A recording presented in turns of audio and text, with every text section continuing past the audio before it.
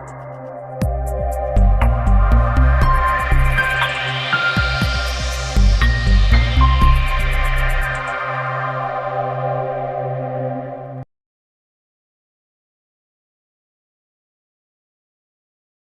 शिवाय दोस्तों, स्वागत है आपका फिर से एक बार हमारे चैनल वर्ल्ड ऑफ हैप्पीनेस में। दोस्तों, आज का वीडियो है तकदीर बदलनी तय है अगर एक छोटी सी बात को समझ लिया जाए। तो जीवन में ऐसी कोई भी चीज नहीं है जो आपको प्राप्त नहीं हो सकती। तो यहाँ पर आप अपने मन के अंदर एक बात सुनिश्चित कर लें कि बहुत बड़ी चीज आप जो अपने जीवन में मिस करते जा रहे हो, और जब तक इस छोटे से फॉर्मूले को आप नहीं समझोगे, इस जिंदगी में आप कुछ भी प्राप्त नहीं कर सकते। कुछ भी, ना ज्ञान, ना पैसा, ना नॉलेज, कुछ भी प्राप्त नहीं होगा। जब एक छोटे से फॉर्मूले को आपको समझ नहीं आएगा, तब तक आप बिल्कुल एक ऐसे हो जैसे कि बस एक कोई खाली बर्तन होता है ना, वो खाली ही बस पड़ा रहेगा कहीं किचन के अंदर, तो बस वैसा ही रहोगे। जब तक आप इस छोटे से फॉर्मूले को नहीं समझोगे, कोई भी चीज आपको जीवन में प्राप्त होना असंभव है। अब वो फॉर्मूला क्या है, उस पर बात कर लेते हैं।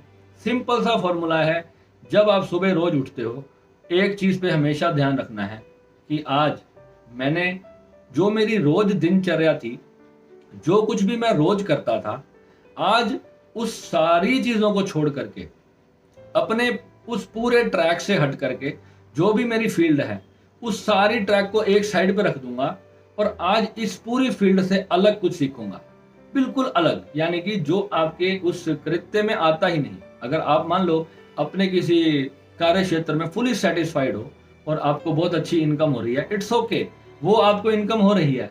अब आपको साथ में क्या सोचना है, सुबह उठ करके एक विचार अपने मन के अंदर लाना है कि आज ऐसा मैं क्या सीखूं और कहां से सीखूं। अब आज की डेट में आप लोग, तो मैं कहता हूं बहुत ज्यादा लकी लोग हो। हमारे टाइम में तो भाई मोबाइल भी नहीं होता था, कंप्यूटर नहीं होता था, इंटरनेट नहीं होता था, कुछ भी नहीं होता था। हमारा जो बचपन का समय था, हम लोग तो बस गली में क्रिकेट खेलते थे और उड़न तश्तरी खेलते थे, कंचे खेलते थे। पापा से रोज मार खाते थे हम। मुझे आज भी याद है, मैं गली में बच्चों के साथ कंचे खेल रहा होता था और मेरे पापा पीछे से आगे मेरे कान पे एक जोर से चांटा मारते थे और मेरे घर तक मेरे कान में उसकी घंटी बजती रहती थी, पी कान पे बजता था ना जब एक रैपट पापा का।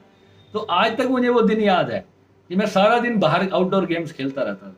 मुझे पढ़ाई में बिल्कुल इंटरेस्ट नहीं रहा, मुझे सिर्फ खेलने का शौक रहता था। अगर आज के समय में की तरह उस वक्त हमें ऐसी टेक्नोलॉजीज मिल जाती और इस तरीके की हमें सब ज्ञान मिल जाता, तो शायद आज मैं अपनी बुद्धि की क्षमता से कहता हूं कि मैं एक बहुत बड़ा व्यक्ति बनने के लिए पैदा हुआ था। परंतु सोर्सिंग नहीं थी उस जमाने में, हमारे पास इतनी सोर्सिंग नहीं थी। घर वालों ने भी जो है इतना ध्यान नहीं दिया हमारी पढ़ाई लिखाई पर। उन्होंने कहा ठीक है, कोई नहीं, हमारी दुकान है, बैठेगा तो दुकान पे ही बैठना इसने और दुकान पे बैठ के कुछ भी कर लेगा। और हम भी ये सोचते थे कि हमने क्यों पढ़ना लिखना, बैठ जाएंगे अपनी दुकान पे, बिजनेस है पापा का, उसी में बैठ के संभाल लेंगे।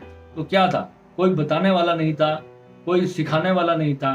पर आज आप लोग बहुत भाग्यशाली हो कि दुनिया के अंदर इतने लोग, इतने तरह तरह के मोटिवेशनल स्पीकर्स आपको मिलते हैं जो एक्सपीरियंस्ड हैं, जिन्होंने अपने जीवन के अंदर लाखों अरबों रुपए कमाए हैं। वो आपको नए स्टार्टअप्स करने के लिए ज्ञान देते हैं। बहुत सारी बारीकियां जो होती हैं बिजनेस की, जो बड़े बड़े उन्होंने कोर्सेज करे हैं, लाखों रुपए की पढ़ाइयां करी हैं, वो लोग YouTube चैनल के माध्यम से आपको वो सारी चीजें फ्री ऑफ कॉस्ट दे रहे हैं। आपको 2 रुपए भी खर्च नहीं करने पड़ते और आपको वो ज्ञान मिलता है। सोचो, MBA इन बिजनेस, कोई मार्केटिंग जो करता है बंदा, वो व्यक्ति अपने पूरी पढ़ाई को YouTube चैनल पर डाल देता है और आप फ्री में वो कर सकते हो। सिर्फ आपके पास क्या नहीं है, एक डिग्री ही तो नहीं मिलेगी, परंतु वो पूरा ज्ञान आपको मिल सकता है।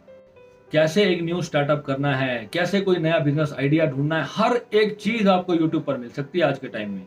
दोस्तों, इतना बड़ा स्कूल है YouTube, हर एक चीज आप YouTube पर बैठकर सीख सकते हो। गूगल पे आपको कुछ भी ढूंढना है, 2 सेकंड में आप गूगल पे बैठकर ढूंढ लेते हो।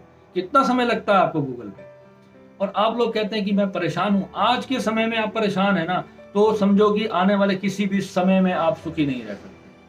और सरकार को दोष देना बंद करो। ये सबसे बड़ी आपकी कमजोरी है, जब आप कहते हो ना कि ये इस गवर्नमेंट की वजह से ऐसा हो रहा है, इस गवर्नमेंट की वजह से ऐसा कुछ नहीं हो रहा। कमी आपके अंदर है, गवर्नमेंट में कोई कमी नहीं है। गवर्नमेंट तो बहुत अच्छी चल रही है।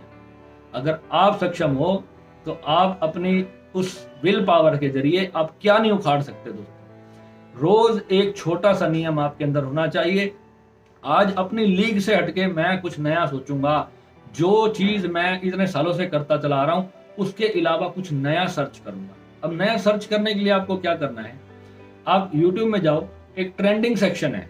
ट्रेंडिंग सेक्शन में जो जितने भी वीडियोस वायरल होते हैं ना लोगों के, कोई बहुत अच्छी कोई चीज अगर कोई व्यक्ति देता है आपको, तो वो दुनिया उसको सुनती है, तो यूट्यूब अपने आप उस वीडियोस को वायरल कर देता है। और आपको वो सारे वीडियो आप स्क्रॉल अप करते चले जाओ, और आपको देखना वो आप अच्छे अच्छे वीडियो, आपको अच्छे अच्छे लोगों को सुनने को मिलेगा। और उनके चैनल्स को आप सब्सक्राइब करिए, ताकि वो जो भी वीडियोस डालें आपको उनके वीडियोस मिले।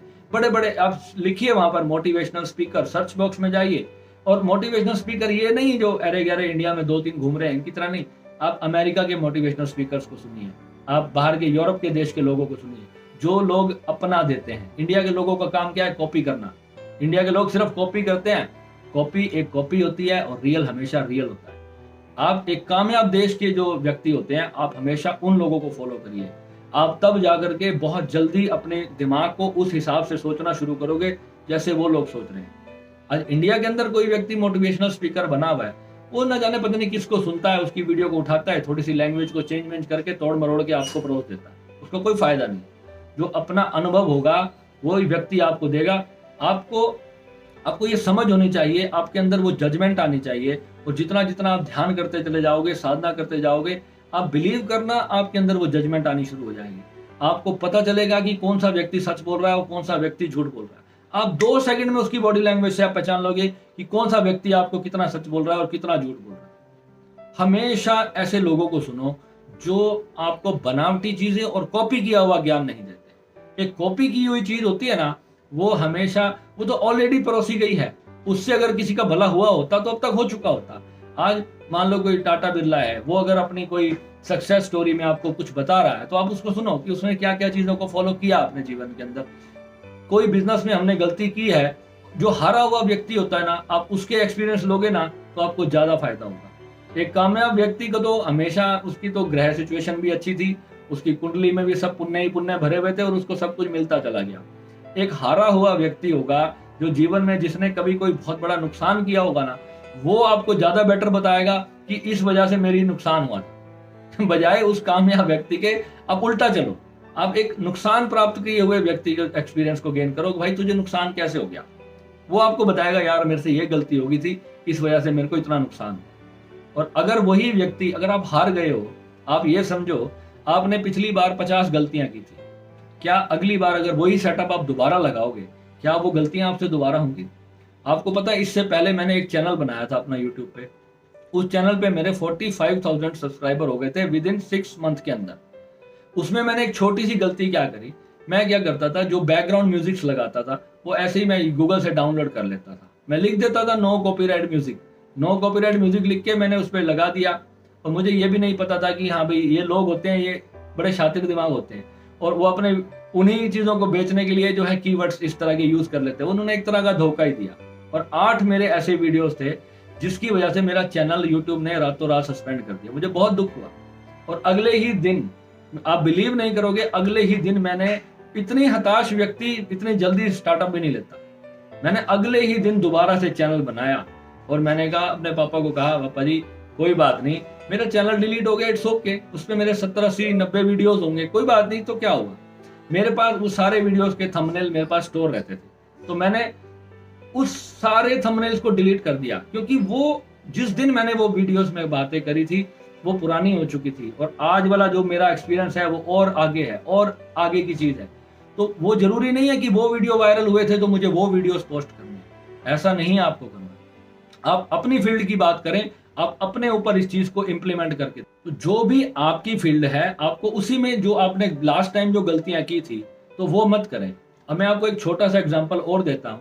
हमारा जो बिजनेस था, हम कपड़े का काम करता था, मैं अभी भी हमारा बिजनेस, उसमें हम टोटली जो है पूरे ऑल ओवर इंडिया में हमारा माल जाता था, और हम लोग उधार देते थे सभी को।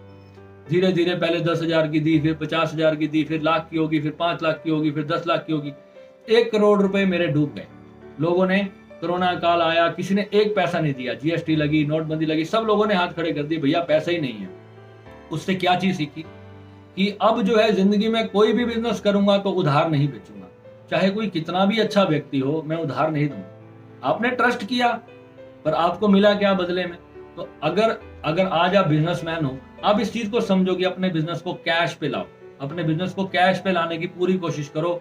उधार वाला बिजनेस आपको हमेशा उसी थाली में आपको गोल गोल बैंगन की तरह घुमाता रहेगा, कभी आप आगे कोई तरक्की नहीं कर पाओगे। मुक्त हो जाओ, डुबा दो। मैंने अपना 50-60 लाख रुपए ऐसे ही छोड़ दिए लोगों की तरफ। मैंने कहा नहीं देते तो मत दो। मैं अपनी एनर्जी और अपना टाइम उस डूबे हुए पैसों को निकालने की बजाय मैं कुछ ऐसा सोचूं, मैं कुछ अच्छा करूं, तो कि मेरे वहां से जो है मेरा पूरा हो जाए। तो मैंने अपना दिमाग प्रॉपर्टी के काम में लगाने की सोची कि मैं कहा कहीं मैं जो भी बचा कुचा है, मैं लोगों से इधर उधर से मदद पकड़ूं, कहीं से बैंक से लोन लूं, कुछ कोई मैं प्रॉपर्टी इस तरह की खरीद लूं जिससे मेरा वो लॉस कवर हो जाए। और धीरे धीरे धीरे धीरे सब ठीक हो गया। तो दोस्तों, आपको क्या करना है, अपनी गलतियों पर काम करना है और 10 बार गिरो, फिर 11वीं बार उस काम को दोबारा करो। जब तक उस काम में सफलता ना मिले, आपको हार नहीं माननी। और रोज नया कुछ सर्च करो, बिल्कुल अपने ट्रेंड से हटके, बिल्कुल अलग। जो आपने नया स्किल सीखना है, जो स्किल आपके पास नहीं है। कोई चीज आप अपने बिजनेस के अंदर, आपको कोई स्किल है, मान लो आपको प्रमोशन करनी है, तो प्रमोशन के लिए आपको क्या क्या चीजें करनी है, आप सारी चीजों को, उसके एक्सपर्ट्स को सुनो कि कैसे जीरो इन्वेस्टमेंट प्रमोशन मैं कर सकता हूं। बहुत सारे मोटिवेशनल स्पीकर ये बातें बताते हैं। तो इस चीजों को आपको समझना है, और यही चीजें हैं जो आपको इस समस्या से बाहर लाएंगी। ध्यान नहीं लाएगा। अगर आप सोचते हो कि मैं ध्यान करूंगा, अरे ध्यान तो दिन में 1 घंटा सुबह कर लिया और रात को 1 घंटा ध्यान कर लिया, अब बाकी जो दिन में 12 घंटे है उसमें क्या करोगे? तो उस 12 घंटों में आपको ऐसा कुछ सोचना है जो आपकी फैमिली को और आपको एक बेटर जिंदगी दे सके। कोई बाबा, कोई संत आपको बढ़िया जिंदगी नहीं दे सकता। वो सिर्फ आपको प्रमोट कर सकता है, आपको एनर्जी दे सकता है, आपको साधना के अंदर आपको ज्ञान प्राप्त करा सकता है, परंतु अपनी प्रॉब्लम्स जो भी लाइफ की हैं, जो रिलेशनशिप्स की हैं, वो हर एक चीज को हर जगह पे आपको खुद समझना पड़ेगा, और तभी आप उस सबसे बाहर आ पाओगे। आजकल कोई किसी का नहीं है दोस्तों, समझ लो इस पॉइंट को। कोई, हम लोग ये सोचते रहते हैं कि यार फलाना बंदा मेरी मदद करेगा, कोई मदद नहीं करेगा। आपको अपनी मदद खुद करनी है। ये सोचो कि अकेला आया हूं, बिल्कुल खाली नंगा, कुछ नहीं है मेरे पास, अब मैं यहाँ जीरो पे खड़ा हूं, मैं क्या कर सकता हूँ? जो भी आपको ईश्वर ने दिया है उसी से कार्य शुरू करो, प्रभु का नाम लेके चक दे फट्टे। ठीक है, मिलते हैं अगले वीडियो में। नमस्कार।